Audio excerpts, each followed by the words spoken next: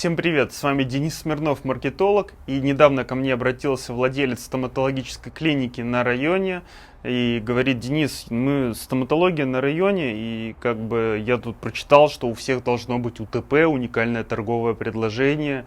Уникальное торговое предложение — это чем вот вы отличаетесь от конкурентов. Чем мы конкретно отличаемся от конкурентов, я не могу понять. У нас тоже хорошие врачи, мы на районе, небольшая стоматология. И ответ здесь такой, которым я хочу поделиться и с вами. Здесь не нужно разрабатывать УТП, здесь нужно разработать ЦП, ценностное предложение.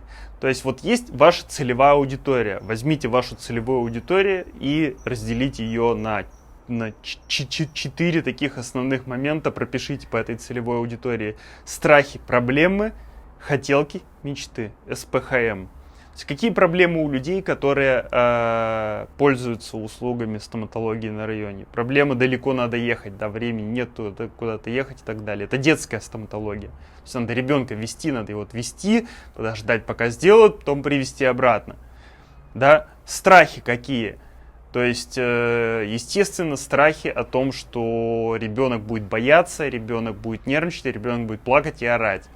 Да? То есть хотелки и мечты, естественно, хотелки, чтобы быстро и качественно все сделали, и доктора были хорошие. Вот из этого всего можно упаковать ценностное предложение, формата мы стоматология, которая находится буквально в вашем районе, вам не нужно никуда ехать, и приводя к нам своих детей, мы вылечим им зубки быстро и качественно, силами наших профессиональных докторов.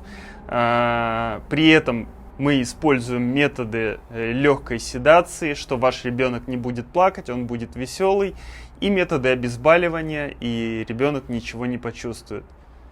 То есть, вот если вы это маркетинговое сообщение, это уже можно упаковать, повесить на сайт, пустить в рекламу, раскидать по флайерам и так далее.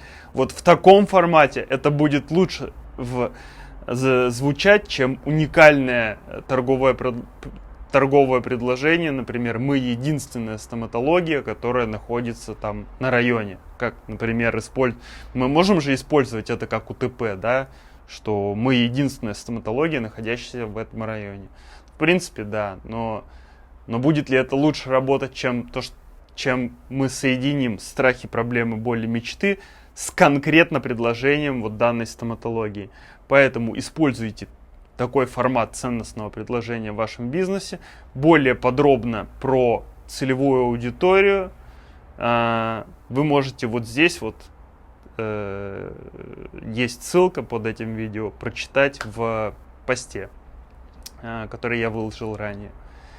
Всем спасибо, до новых встреч. С вами был Денис Смирнов, маркетолог.